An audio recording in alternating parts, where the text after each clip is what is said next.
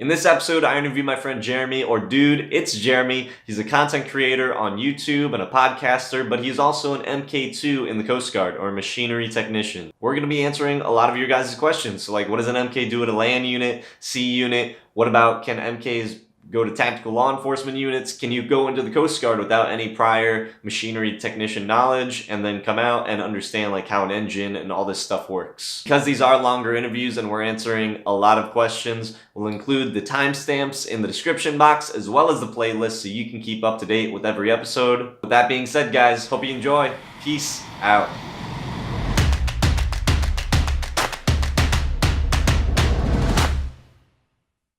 What is the morale like? So like if versus BM versus MK, like working in the different department, is there like a different type of person that would go MK versus BM?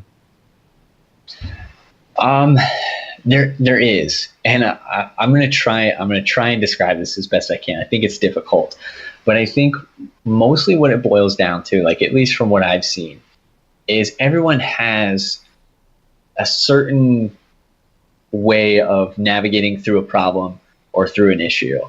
And I think it's like just different personality types that you'll see go MK or BM. So I can tell you, like from my experience, at least as an MK, like what made me lean towards MK is that I have more of like a mathematical kind of way of thinking, or more of a less. Hold on. I'm going to try to explain this as best as I can. Okay, let me put it this way. Have you ever heard like the personality tests? And there's like the different colors. Yeah, the Myers-Briggs. Yes. So there's like the green personality, which is someone who is like more interested in science and mathematics, and that they solve problems based on numbers or based on like tangible things. Mm-hmm. That's, in my opinion, that's someone who's more likely to go MK. Whereas BMs, you'll see a lot of BMs have to solve problems that are nothing you can see, but maybe the issue is, how can we improve efficiency in our workspace or something like that? Does that make sense? So you can't, you have to think outside the box in a different way to navigate through different everyday issues that you're going to see as a BM. So it sounds like from what you're kind of describing is that MKs are more in line with the technical engineering side. Like as an IT, you're more analytical, you're more critical thinking, troubleshooting steps, breaking that down. While maybe a person that would go BM is maybe more thinking big picture, maybe like project management, operational management. You'll see a BM's like almost all leadership roles are, like officers in charge and things like that. It's within the BM world. So leadership plays into that in a huge way too. So identifying personality types and how to work with different people or manage different people. Things like that. Okay, so that might be a good pro tip for people that are interested in whether to go BM or MK. Is maybe just take a Myers-Briggs test and see what is your personality type more in line with. That's something that you do during the petty officer in doc. Like you find out what type of personality you are, but by that time it's a little bit too late for you because you're already in school, and that's where you're saying, "Dang it, I should have gone BM," or "Dang it, I should have gone MK." But yeah, maybe do that. Take the test, see if you're more analytically minded, see if you're more big picture, more project management, operational. And that can maybe be another big factor in deciding whether you want to be a turn wrenches kind of guy or a underway driving boat leadership type of way. Right. Yeah. Because that's another big thing that I want to point out too is that I think I maybe a lot. Okay, I think that's another big thing that I want to point out too is like BMs, you're not going to be driving boats your whole career, and for MKs, maybe you're not going to be turning wrenches your whole career. BMs, you're going to start off driving boats a lot, but then once you start getting into that higher rank, second, first, the higher the rank you go, you're not going to be driving the boat as much. Now you're going to be doing more leadership, developing stuff like that. Is that the same with MK? Would you say? It is. In it, some in a different space, I guess, in some ways, because you don't see any MKs as like an officer in charge of a unit, like, but you'll see MKs who are in charge of different shop, like those sector support divisions that we were talking about. You'll see, you'll be in charge of that, running shops like that, or even just running like inspection teams, because with any unit, there's different inspections that you go through, depending on, sometimes it's annually, sometimes it's biannually. And so that team is run by a group of efficient MKs and BMs. And so you'll see MKs, they kind of have to have a little bit of a leadership role there too. It's just in a different way than you'll see it in the BM world. So as an MK, that the higher the rank you go, maybe you're not doing so much leadership, but you're just making sure that the business is running, that you have enough parts, that you're exactly, that kind of thing. Yeah, I think depending on I think it's rare that you'll find like you'll have to use leadership in a way like I need to turn this shop around or this department around. But I suppose like there's potential for that if you do, come into a position where you're now in charge of an MK3, an MK2, and a fireman, and none of them get along or something like that. You know what I mean? Or none of they all have different strengths and weaknesses, and I have to figure out how I can utilize their strengths and weaknesses to make us the most efficient department. So there's definitely an aspect of it, but like I said, I think it's less prevalent than you'll see it for bosun's mates. Yeah, as a bosun mate, at an ant, like you have to think how many lights do we have to swap out? How many lights do we have to convert? You have to you're talking with the sector, with the officers, saying like, hey, this is the types of operations that we're doing, and we have to do so many conversions, or we have to change out a channel. As an MK, you're not worried about that stuff. You're just worried that the boat is exactly. And then that it's running, and then it's running well. Yeah, you got to fix whatever the BMs break. All right.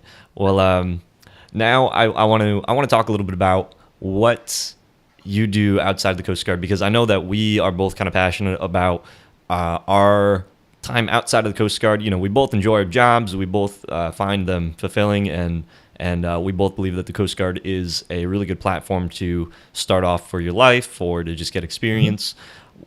Mm-hmm. I want to go into what are your thoughts on the Coast Guard as a service, maybe compared to maybe some of the other branches, or compared to not joining the military, not joining the Coast Guard?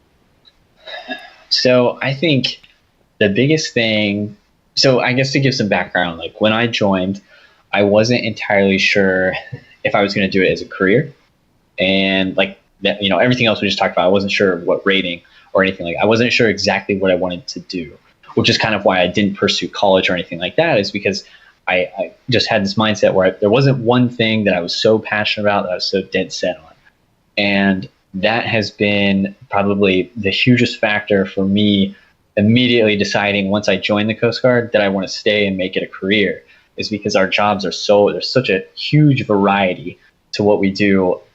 Every single day is completely different from another. And every single day we're presented with problems that are so much different than, the day before. And I think, like I said, for me and for my personality type, that's just been huge. I think for anyone that wants to join and, maybe isn't sure about certain things, I think that'll really, I think you'll learn a lot about yourself and how you solve problems, I guess. Now, how has the Coast Guard supported your lifestyle outside of it? Because I know that you have the channel, Dude, It's Jeremy. You also have a few podcasts. You're a content creator. You have a lot of time outside of the Coast Guard to be able to focus on what your own interests and your own lifestyle. How has being in the Coast Guard supported that work-life balance?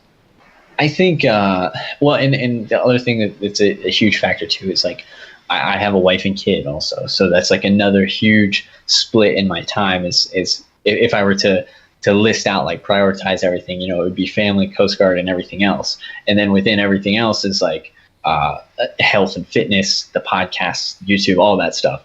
So I think definitely what the Coast Guard has done for me is really taught me how to manage my time and how to prioritize things, because having those huge splits, family, work, and then everything else, I have to plan out and be deliberate and work out these things as much as possible to make it work, I guess, to make any of it work in a way that's sustainable. I just lost my train of thought. Okay. Oh, I got it. Here we go. So the other thing, the reason I decided to pursue these things like podcasting and YouTube was because I'm big on like continued learning and always trying to find progress in something. So for me, when I was studying for service-wise or things like that, like with any job, with any passion, like I think that you can only spend so much time with it before you burn out. So I got to a point where I was like, okay, I have this extra bit of time. It may not be much, but what can I do with that? And so I used my interests in film and filmmaking and video games and things like that. And it's like, all right, maybe I'll try this. And once I got into it, then you start learning about other things. And a lot of things from the Coast Guard kind of carried over: attention to detail, time management. Like I used all of those skills that I got from the Coast Guard and put them also towards this hobby of mine. Yeah, I know. And just looking at the quality of your content, it's like really, really good quality. Like your video, your audio.